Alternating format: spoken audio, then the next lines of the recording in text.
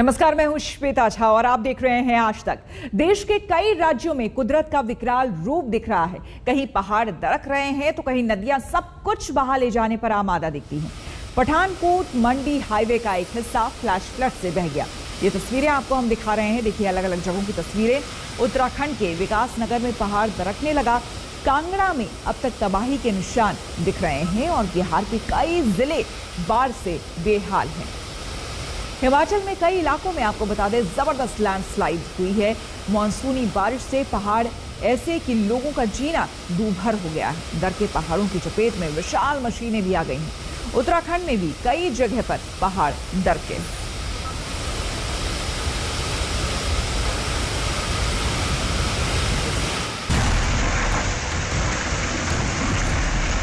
पहाड़ों का सीना छलनी कर देने वाली ये विशाल पोकलेन मशीन है जो तेजी के साथ नदी में समाने जा रही है। प्रकृति के कहर के आगे ये विशाल मशीन खिलौने की तरह दिख रही है। चंबा से आई ये तस्वीरें लैंडस्लाइडिंग के सबसे खतरनाक रूप से आपको रूबरू करा रही हैं।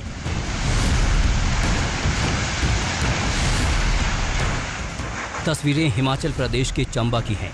दूर दराज के इलाके भरमौर में पहाड़ कुछ इस तरह दरका कि इसकी चपेट में ये पोकलेन मशीन आ गई।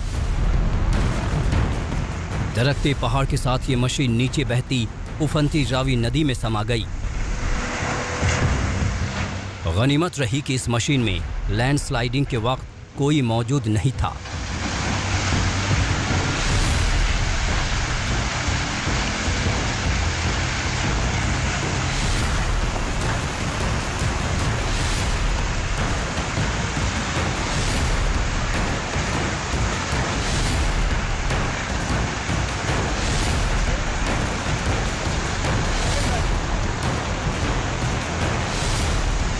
पोकलेन मशीन तो नदी में गिर गई, लेकिन ये ट्रक और इसका ड्राइवर खुशकिस्मत रहे कि मौत से कुछ इंच के फासले पर इस ट्रक के पहिए थम गए। जमीन ने रहम दिखा दिया। जमीन कुछ इंच और खिसकती तो इस ट्रक को भी नदी में समाने से कोई नहीं रोक सकता था। पहाड़ों में बारिश कहर बरपाने लगी है और ये तस्वीरें उसी की गवाही दे रही हैं। पहाड़ दरकने की एक और खतरनाक तस्वीर उत्तराखंड के विकास नगर से आई। जिस तरह झरने से पानी गिरता है उसी तरह पहाड़ से मलबा गिर रहा है। मॉनसून का मौसम शुरू होते ही ऐसी तस्वीरें अब आम हो गई हैं। हिमाचल प्रदेश और उत्तराखंड इस आपदा के सबसे बड़े शिकार हैं।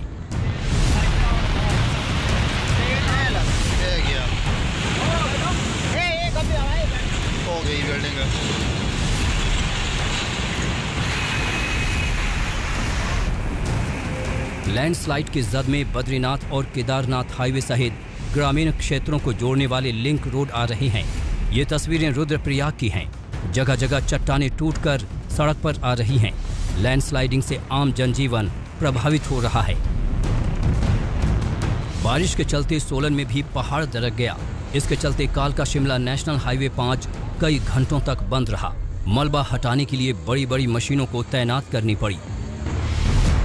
मॉनसून का अभी आगाज हुआ है और पहाड़ों से आ रही ये तस्वीरें बता रही हैं कि मुसीबत अभी बाकी है। चंबा से विशाल आनंद और रुद्रप्रयाग से प्रवीण सेमवाल के साथ विकास नगर से टीना साहू, आज तक।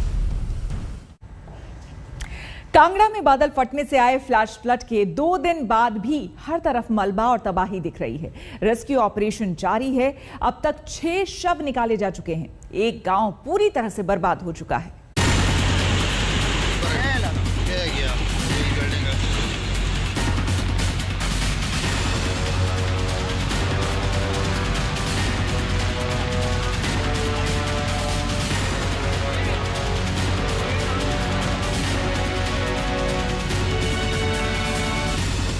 कांगड़ा में फ्लैश फ्लड से मची तबाही। उफनती नदियों ने लिखी बर्बादी की दास्तां। जाने गईं पेड़ घर लहरों में समाये।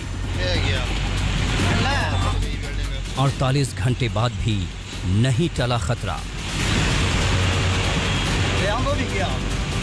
अब से ठीक 48 घंटे पहले आई थी कांगड़ा में ये तबाही। लोगों को संभलने का मौका भी नहीं मिला और चंद मिनटों के भीतर सैलाब सब कुछ बहा ले गया। फ्लैश फ्लड के बाद नदी में पानी का स्तर खतरनाक रूप से बढ़ गया और किनारे के घर और पेड़ तिनकों की तरह गिरकर नदी में समाने लगे। तस्वीरें भयावह थीं और अब 48 घंटे बाद भी जगह जगह तबाही के निशान दिख रहे हैं। बोह गांव सबसे दर्दनाक तरीके से गवाह बना था इस तबाही का, जहां के लोगों के चेहरों पर अब भी तबाही की दहशत साफ दिख रही है। बर्बादी का मंजर अब भी उनको डरा रहा है।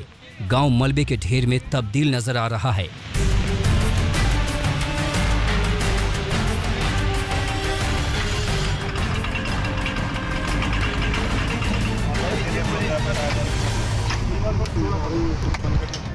बोह गांव में बड़े पैमाने पर रेस्क्यू ऑपरेशन चलाया जा रहा है। अब तक फ्लैश फ्लड के बाद जमे मलबे से 6 शव निकाले जा चुके हैं।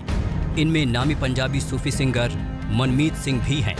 9 और लोगों की तलाश की जा रही है जो लापता हैं। गैस कटर से छतों को काटकर जिंदगी की तलाश हो रही है।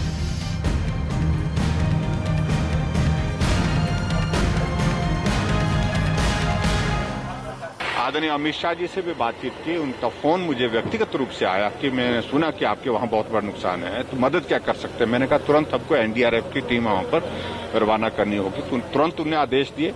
एनडीआरएफ की टीम यहां पहुंच करके रेस्क्यू ऑपरेशन में लगी है। बोह गांव में चप्पे चप्पे पर मलबा है। घरों पर बोल्डर गिर गए। घरों के दरवाजों पर चट्टानें आ गिरी। मेरी बहन बोली कोई पता नहीं हमको क्या हुआ है क्या नहीं हुआ है। हम तो अभी आए, कोई पता नहीं हमको क्या हुआ हो। कहाँ का घोड़ा भर गया है। और यहाँ पर जो घटना घटी है, यहाँ से मुझे फ़ोन मिला कि यहाँ पर जो आपके कजन सिस्टर हैं और एक मेरे रियल सिस्टर हैं, उनका पूरा मकान जो आगे ध्वस्त हो चुका है और ऊपर वाला जो है वो पूरा ही निकल चुका है। मेरे जो कजन सिस्टर है उनका परिवार जो है वो पूरा ही डिस्ट्रॉय हो चुका है। 3 बच्चे थे और मेरी सिस्टर और जीजा जी, ये उनका ना घर का पता है और ना पूरी फैमिली का पता। जैसे ये पूरे पत्थर यहाँ से लेंटर से ऐसे आने लगे तो हमने पूरे बच्चे बुच्चे उठा के नीचे की तरफ भागे। तो नीचे की तरफ भागने से भी सर नीचे ये जो मलबा था ये गिर रहा था नीचे की तरफ। बड़ी मुश्किल से यहाँ पर सब नीचे, फिर पहाड़ी थी, आगे नाला था, उसको बड़ी मुश्किल से क्रॉस करके तब जाके बचे हम आगे जाके सर दूसरे के घर में ठहरे। फ्लैश फ्लड से मंडी पठानकोट हाईवे भी जगह जगह कट गया। रोड पर पानी बह रहा है और दोनों तरफ बेबस लोग पानी का स्तर घटने का इंतजार कर रहे हैं। पठानकोट मंडी राष्ट्रीय राजमार्ग पर है और ये आप देख सकते हैं गज खड सड़क पर उसका पानी बहने लगा है और ये कांगड़ा के अंतर्राष्ट्रीय एयरपोर्ट गग्गल के से कुछ ही दूरी पर स्थित है। देख सकते हैं किस तरह से अब इस खड का पानी सड़क को काटकर अब हाईवे को जाम करके बैठा हुआ है। दूर दूर तक नजर दौड़ाएं तो इस पानी ने दोनों तरफ से रास्ता रोक दिया है। कांगड़ा और धर्मशाला में बादल फटने के बाद की तबाही ने कई घरों को ऐसा दर्द दिया जिससे उबरने में वक्त लगेगा। कांगड़ा से मंजीत सहगल, आज तक।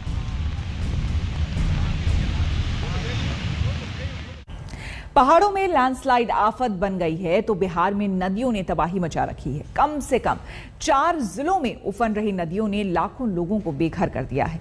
गांव का शहरों से संपर्क टूट गया है और कई ब्लॉक टापों में तब्दील हो गए हैं।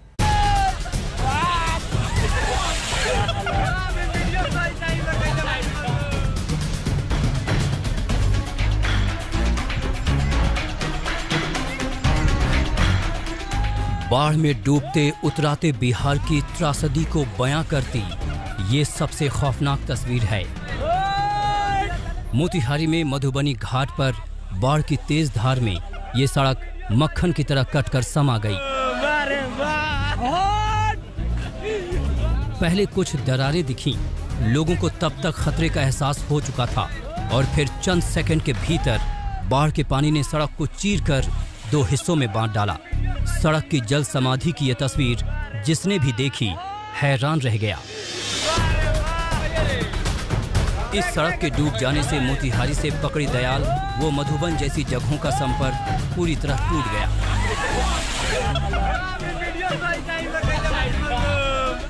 मोतिहारी के पकड़ी दयाल व मधुबनी में लोगों के घर का सामान, अनाज सब कुछ पानी में डूब चुका है। देखिए कैसे पूरा का पूरा घर पानी में समा चुका है। लोग बांध के नीचे सड़क किनारे शरण लेने को मजबूर हैं। मोतिहारी जैसा ही हाल गोपालगंज का है। सैकड़ों मकान बाढ़ के पानी में समा चुके हैं। कई गांव पिछले कई दिनों से टापू में तब्दील हो गए हैं। पक्के मकान तक जमींदोज होकर पानी में समा चुके हैं। लोग सड़क किनारे रह रहे हैं। जो मिलता है वो खाते हैं, नहीं मिलता है तो इधर उधर से दौड़ दुकान से ले आके खाते हैं, चिवड़ा मीठा खा कर रहते हैं। यहाँ तो कोई व्यवस्था सा रही नहीं, चूल्हे में आँच भी नहीं बढ़ता है, पानी घुस जाता है तो तिरपाल तान के उधर रहते हैं बांध के ऊपर जाकर। फिर पानी कम हो जाता है, फिर आ जाते हैं। तो ये दिक्कत है कि पानी जब आता है तो हम लोग का बहुत तबाही होता है। हम लोग सब अपने बाल बच्चा लेकर जाते हैं वहाँ पर, वो बांध के ऊपर रहते हैं। फिर पानी कम होता है, फिर यहाँ पर आते हैं, रहते हैं। मोतिहारी के सदर ब्लॉक में गंडक के पानी ने जबरदस्त तबाही मचाई है। कई गांवों का तो वजूद खत्म होने के कगार पर है। दरभंगा में भी बाढ़ ने कहर बरपाया है। कुशेश्वर स्थान के पूरे इलाके में पानी ही पानी है। गांव में कई फुट तक पानी जमा है। सड़क यातायात ठप है और अब नाव ही सहारा है। इस वक्त बिहार के कम से कम 1 दर्जन जिलों में नावें ही लाइफलाइन बन गई हैं, चाहे ग्रामीण हो या सरकार। हालात चाहे जितने भी विषम क्यों न हों, जिंदगी चलती रहती है, बिल्कुल इस नाव की तरह जिसका नाम है टीका वाली नाव। बिहार के तकरीबन 1 दर्जन जिले इस वक्त बाढ़ की विभीषिका झेल रहे हैं और लाखों की आबादी जो है वो प्रभावित हुई है। ऐसे में कोरोना के टीकाकरण का कार्यक्रम भी जो चलाया जा रहा है इन जिलों में, उस पर इसका असर देखने को मिला है। और ऐसे में अब राज्य सरकार जो है वो टीका वाली नाव उसका जो है वो शुरू किया गया है, ताकि जो पीड़ित लोग हैं, जिनके घरों में पानी घुस चुका है, जिनके गांव में पानी घुस चुका है, वैसे लोग जो टीकाकरण केंद्रों तक नहीं पहुंच पा रहे हैं, अब स्वास्थ्य विभाग की टीम जो है वैसे गांव तक पहुंच रही है ऐसे नाव के जरिए, और इसका नाम दिया गया है टीका वाली नाव।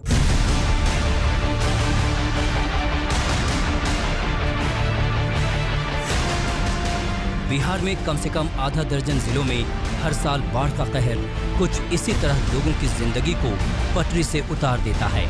अब तो लगता है लोगों ने इसको नियति मान लिया है। ब्यूरो रिपोर्ट आज तक।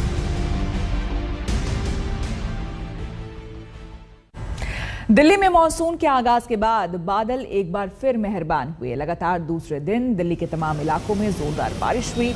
राहत के साथ हालांकि आफत भी आई। दर्जनों इलाकों में जल भराव की स्थिति भी देखने को मिली। ये दिल्ली के अलग अलग इलाके आपको हम दिखा रहे हैं। मायापुरी में देखिए आईटीओ में लंबा जाम लगा हुआ है। जंतर मंतर की तस्वीरें जहां पर लगातार झमाझम बारिश हो रही है। साउथ एवेन्यू और कनॉट प्लेस जहां पर ज्यादातर लोग शॉपिंग के लिए आते हैं, लेकिन आज बारिश का भी लुत्फ उठा रहे हैं क्योंकि घने काले बादल हैं और इस बीच बारिश भी, हल्की फुहारें भी हो रही हैं और साथ ही साथ हवा भी चल रही है। ऐसे में जो लोग यहाँ पर शॉपिंग के लिए आए हैं वो बारिश का भी मजा ले रहे हैं। हमारे लिए वक्त हो गया है छोटे से ब्रेक का। बने रहे हमारे साथ, देखते रहिए आज तक। कश्मीर के इंटरनेशनल बॉर्डर पर एक बार फिर ड्रोन देखा गया है। बॉर्डर सिक्योरिटी फोर्सेस ने अरनिया सेक्टर में ड्रोन को देखा। इसके बाद बीएसएफ जवानों ने फायरिंग शुरू कर दी। फिर ड्रोन पाकिस्तान जाते हुए दिखा। ड्रोन के संचालकों ने इसे वापस पाकिस्तान की ओर खींच लिया। इसके बाद से अंतर्राष्ट्रीय सीमा पर चौकसी को और बढ़ा दिया गया है। बीएसएफ सैनिकों ने अरनिया सेक्टर में 200 मीटर की दूरी पर एक टिमटिमाती लाल बत्ती देखी। सतर्क सैनिकों ने अपनी स्थिति से लाल बत्ती की ओर गोलीबारी की। पुलवामा में सुरक्षा बल के जवानों ने आतंकियों की बड़ी साजिश को नाकाम कर दिया है। कुल 3 आतंकी मारे गए हैं। मारे गए आतंकियों में लश्कर का कमांडर एजाज उर्फ अबू हुरैरा भी है। एनकाउंटर पुलवामा के जिला अस्पताल के पास हुआ। 2-3 आतंकियों के छिपे होने की सूचना मिलने पर आर्मी और सीआरपीएफ ने संयुक्त ऑपरेशन यहां पर शुरू किया। लखनऊ में अलकायदा से जुड़े 2 संदिग्धों से एटीएस की पूछताछ में बड़ा खुलासा हुआ है। मिनहाज अहमद ने घर में बने प्रेशर कुकर बम का वीडियो कश्मीर के एक हैंडलर को भेजा था। उमर हल मंडी से बात करने के बाद कश्मीर का हैंडलर दे रहा था धमाका करने की पूरी जानकारी। कश्मीर का हैंडलर मिन्हास के सीधे संपर्क में था। वीडियो कॉल के जरिए हल मंडी का एक अन्य सहयोगी कश्मीर से कुकर बम को घातक बनवा रहा था। मुशीरुद्दीन के जरिए उसके ई रिक्शा से बम प्लांट करने की भी प्लानिंग थी। कोरोना काल में कांवड़ यात्रा को इजाजत दी जाए या नहीं, यह मामला अब देश की सबसे बड़ी अदालत में पहुंच गया है। यूपी सरकार ने कांवड़ यात्रा की इजाजत दी, इस पर सुप्रीम कोर्ट ने स्वतः संज्ञान लिया। सुप्रीम कोर्ट ने यूपी सरकार को नोटिस जारी किया है। 16 जुलाई को इस मामले पर सुनवाई होगी।